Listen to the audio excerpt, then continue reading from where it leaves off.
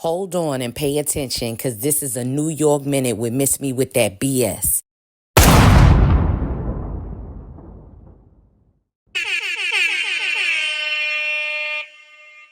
You are now about to watch an extended episode of a New York Minute.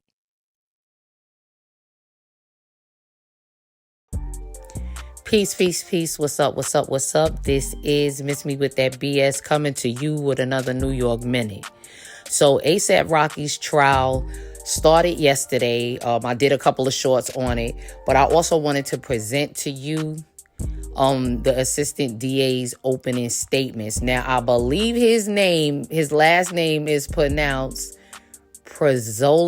Zomiak, something like that. Y'all know I hate to chop up somebody's name. So if somebody know how to pronounce it correctly, let me know gently in the comments. Check it out. Just outside of a parking garage entrance, mid-block, so on Argyle, in the middle of Argyle, between Hollywood Boulevard and Selma. The second video that I'm going to show you was captured 7 minutes later, so at 10:17. It was, if we're being generous, 2 blocks, maybe 1 city block away from the first location, down Argyle, around Selma, at a small intersection called Selma and Vista Del Mar. So I'm going to play the first video for you, that outside of the parking lot.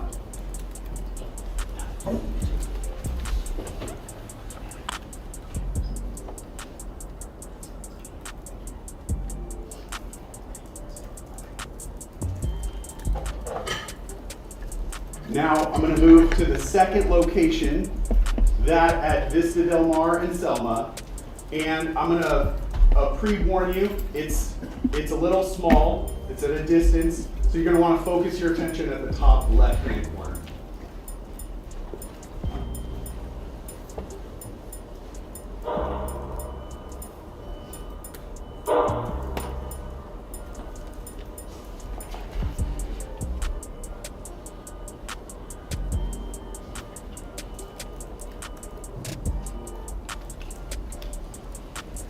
All right, now let's go over the details. As I said, the people that are involved, the location, and I'll give you an explanation of what you've seen on these 2 videos. This case takes place in the heart of Hollywood. This is the iconic Hollywood and Vine. The picture you see here is just a demonstrative picture of that intersection, but it's an iconic intersection in Hollywood. That intersection is about 1 block 1 block west and 1 block north of the crime scene. So for those of you who are familiar with Hollywood and that intersection, it's a pretty big landmark. That's where I want to focus your attention. Now, the actual shooting in this case takes place on a much smaller street, Selma and Vista Del Mar. But this is the area around where that shooting took place. It is a very densely populated part of Hollywood, and there are some landmarks on there that you might be familiar with that we're talking about. The Capitol Records building at the top, the W Hotel, and Hollywood Boulevard. The shooting, as you've seen, occurred just outside of a parking lot on that corner of Vista, Del Mar, and Selma. By a nightclub on the corner, a sound studio, a hotel, and 3 different apartment buildings right around. As I said, densely populated. This was also Saturday night. Saturday, November 6, 2021 at about 10 p.m. in Hollywood. This is a time that Hollywood is busy. Now that you understand kind of the locations that are involved, I want to start with how this case starts for LAPD. Hi, I live in the apartment on the corner of Argyle and Selma in Hollywood, and there's just been a shooting. So at 10:18 p.m., LAPD receives this call, that there's been a shooting at the intersection of Argyle and Selma. The call continues though. Did you see anything or you just heard it? Yes. No, we watched it. Okay, what did you see? There were four men, and they were kind of fighting as they were walking along Argyle, and then they turned left onto Selma. We heard yelling and they started running, and they turned left into the back lot apartments for El Centro Apartments. Now, the four men that you see on that screen will be the four men that we'll talk about in a minute. They were the four that were at that location. And then someone pulled out, the guy in the black sweatshirt pulled out a gun. Okay. And he shot, and I think the guy who shot was in blue. Now, the evidence in this case will be that the man in the black sweatshirt was the defendant, Rakeem Myers. That evidence will be uncontradicted. As you have heard throughout jury selection, Mr. Myers is an entertainer, and he goes by the stage name A$AP Rocky. You will hear other nicknames that he is referred to in the evidence in this case, including Flacco and Luigi. At the time of this crime, Mr. Myers was 33 years old. He has his own company that I believe is referred to as AWGE, A-W-G-E, that you will hear referred to in the testimony in this case. And as we've talked about, his significant other is Rihanna. The victim in this case is a man by the name of Terrell Efron. And Mr. Efron, you will hear, was also a member of the A$AP Collective, and he went by the nickname A$AP Relly. Mr. Efron was also 33 years old at the time of this crime. And what you will hear from Mr. Efron is that he was friends with Mr. Myers well before this case and well before even Mr. Myers was a famous individual. That essentially, I believe they met in high school and grew up together. He has known Mr. Myers 18 or 19 years at the time that this shooting happens. And you will also hear that he, too, at the time was working in the music industry, and he had his own company called Shut Eye Entertainment. Now, I mentioned it already, but to put a finer point on it, the group that both of these men were members of is called A$AP. It doesn't stand for what you probably thought it did when you walked into court. It's an acronym for Always Strive and Prosper. It was formed by high school age kids in Harlem, New York around 2006. They call themselves a collective. You will hear are rappers, producers, music video directors, designers, people that have different artistic pursuits that essentially work together. And there are many members of A$AP. The ones that you will primarily hear in this case are obviously Mr. Myers, the victim, but also the two friends that were with Mr. Myers at the time this happened. And they go by A$AP Ills and A$AP 12E. And I will just pre-warn you that 12E gets spelled a bunch of different ways. It's not always consistent. And there will be one last member that you'll hear about briefly, who goes by the stage name A$AP Bari. Sometimes people refer to him as Young Lord. As I said, the four main members of this group that you will hear about are these four men. The victim is on the far right, Mr. Efron. The defendant is the next person to his left. As I said, A$AP 12E, his given name is Jamel Phillips, and the last is Elijah Ulanger, who goes by A$AP Ills. And these were the four men who were present at the time of both of these incidents. Now I want to take you to that weekend, Saturday night in Hollywood. There was actually at the time a music festival or concert series going on known as Complex Con in Long Beach. And you will hear that Mr. Myers was to be a performer at that event the day after the shooting, the Sunday, November 7th. Now, although I told you that Mr. Mayers and Mr. Efron were close at one point, you will hear that throughout their relationship there was tension between the two of them. And that tension was essentially building up to the night of November 6, 2021. You will not hear all the reasons why there was tension between the two of them, but we will get to the point the day before this shooting, November 5th, 2021, when that tension kind of comes to a head. What happens on that day, Mr. Efron will tell you, is that he is in a car with that last member of the ASAP group that I talked about, ASAP Bari. The two of them are driving when ASAP Bari receives a phone call from Mr. Mayers. And ASAP Bari takes that call on speakerphone, so Mr. Efron, who's in the car, can hear both sides of the conversation. He can hear Mr. Mayers and he can also hear ASAP Bari. And in the course of that call, Mr. Efron, the victim, heard the defendant saying these rude and aggressive things about him. Mr. Mayers at the time does not know that Mr. Efron is in the car with the victim. This leads to the next day, November 6, 2021. You'll hear that Mr. Efron was in Los Angeles working with one of the artists that he managed. He was asleep around 9:00 p.m. when he started receiving a series of urgent messages from not only from Mr. Mayers, but from the two other men that were with him, ASAP Ills and ASAP 12.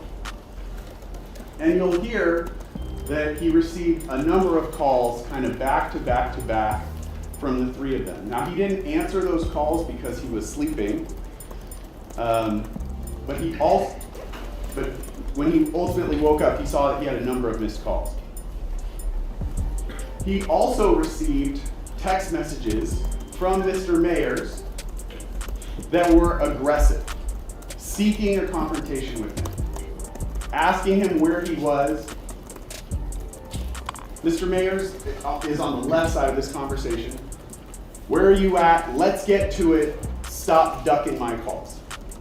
The messages that the victim's receiving are instantly aggressive towards him. So you will hear from Mr. Efron that he called the defendant. He was groggy because he had just woken up. They had a conversation and they agreed to meet outside of the W Hotel in Hollywood.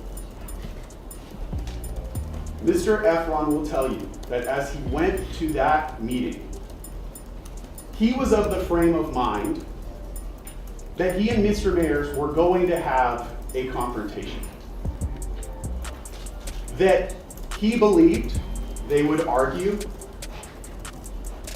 and that ultimately this would lead to kind of repairing their relationship. So they would each be able to speak their piece and essentially fight like brothers do, and that it would ultimately bring them closer together. They would repair sort of the issues that they each had with each other. So that's how Mr. Efron is going into this meeting. Now, let's talk about the location where they meet, this location just outside of the W Hotel. You're going to see this map throughout this case. So I want to take some time to walk through it with you so you understand the various features that are depicted here. On the left side of the screen is Argyle Avenue. On the bottom of the screen is Selma Avenue. And on the right side of the screen is El Centro Avenue. Now you can't see it in this map, but if the map were to continue off the top of the screen, Hollywood Boulevard would be just above that. In the middle of this map, there's a small street called Vista Del Mar that kind of goes north and then forces you to go east. The red arrows that you see here are the path of travel that Mr. Mayers took that evening. So it starts at that mid-block location on Argyle, continues down to Selma, and then up Vista Del Mar, around that corner, all the way to El Centro, and then he made a left turn on El Centro and went above, off the map. The numbers in the red boxes that you see here, 1, 2, 3, and 4, are the 4 different locations where the police were ultimately able to recover surveillance video from. There are 4 different locations. Attached to each one of those locations, you'll see the green triangle and the green, with a green arrow in the middle. And what that represents is very roughly, this is not meant to be, exact, but very roughly the direction that a camera attached to that building was facing. You will also hear that locations 1, 2, and 4 at the corner of Selma and Vista Del Mar. And that's where the firearm was actually discharged, where the gunshots were fired. So the first location I want to focus on is that where the initial confrontation happens. This location is the entrance and exit of a parking structure. This is that parking structure entrance if you were standing in Argyle and you were facing towards Selma, so Hollywood Boulevard would be to your back. And the entrance is on the left-hand side there.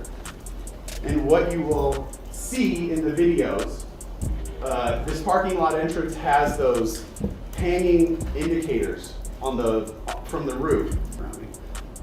You don't run your car into the roof of the parking structure. And I point that out because when you watch the video, you'll actually see that red indicator as a kind of a line through the video, so you know what that is. At the mouth of that parking entrance, there are cameras that are facing the sidewalk. Those are the first view that we saw. And these cameras capture the initial encounter between the victim, Mr. Efron, who you see there, and the defendant, Mr. Mayers. And you can see that Ills is the first one to intervene to try to separate the two of them. And then at the very bottom of the screen, you see 12E putting his hand to try to also intervene and help separate them. Now I know it goes by quickly, and you're not as familiar with all these people, so I want to kind of break it down a little bit for you and show you what the evidence that you're going to receive throughout this case. The first person that you see in that video is the victim, Mr. Efron.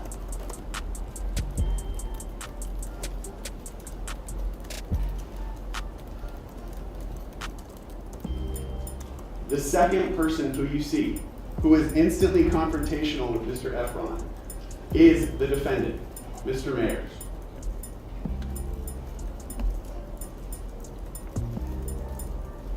You see on the video that Mr. Mayers is immediately aggressive towards Mr. Efron. He's pulling at Mr. Efron's sweatshirt and he's pushing Mr. Efron backward and pushes him off camera, out of camera view.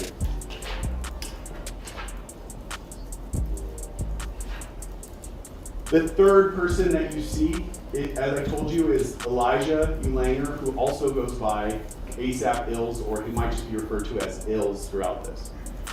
If you look closely, you can actually see his stage name embroidered on the jacket that he's wearing there. And what he attempts to do is to de-escalate the situation, to get between the two men. And Mr. Efron will tell you that during the period of time that they are off screen is when the defendant first produces that semi-automatic pistol from his waistband. He pulls it out of his waistband and he's holding it to Mr. Efron. Mr. Efron will tell you that the defendant pointed the gun at his chest and was essentially trying to point the gun around Ills, who was between them. That at the time that he was pointing the gun at Mr. Efron, he was also threatening Mr. Efron. I'm going to kill you. Keep in mind, these men have known each other for a long time.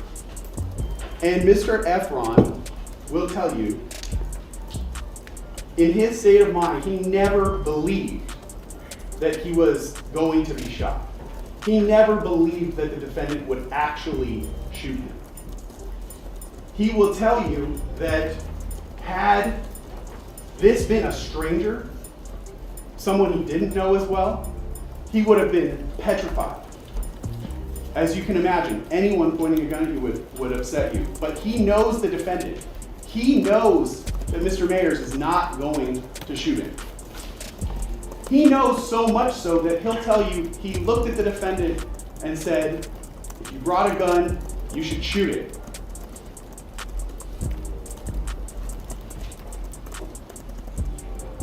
That's how confident he is that he knows the defendant is not going to pull that trigger. Now, the fourth person you can barely see on this video as they come back into frame, I told you, is Jamel Phillips, who goes by 12E or ASAP 12. And you can just see his hand at the very bottom of the screen. When they come back on screen, and specifically when Mr. Mayers comes back on screen, you can see the gun in his hand. You will hear that that gun that he's holding is a semi-automatic pistol, or has features that are holding that gun behind his back. But you will also see the gun come forward in front of his body before he ultimately tucks it back into his waistband. And you will see from the video that there were bystanders. As I said, this is a busy. You will hear that right after that encounter that you saw, that Mr. Mayers walked away and was walking down Argyle towards Selma. Mr. Efron will tell you that as he walked away, he looked over at 12E, Mr. Phillips, and he saw 12E putting a pocket knife away. And Mr. Efron, and then 12E and Mr. Phillips walked behind the defendant, Mr. Mayers, and Ills walked behind him as well. So the three men that had come to confront Mr. Efron walked away down Argyle towards Selma. And Mr. Efron will tell you that at that moment, his mindset about the initial confrontation changed. I told you that Mr. Efron will tell you when he first went there, he believed that this was meant to be a confrontation so that they could strengthen their relationship. But having just had a gun pointed at him and seeing another friend putting away a pocket knife, that his mindset changed and he understood these men never came here to try to make peace with him. That it was always meant to be a confrontation. Let me know what you think about what you heard. Don't forget to like, comment, subscribe, definitely share. Peace.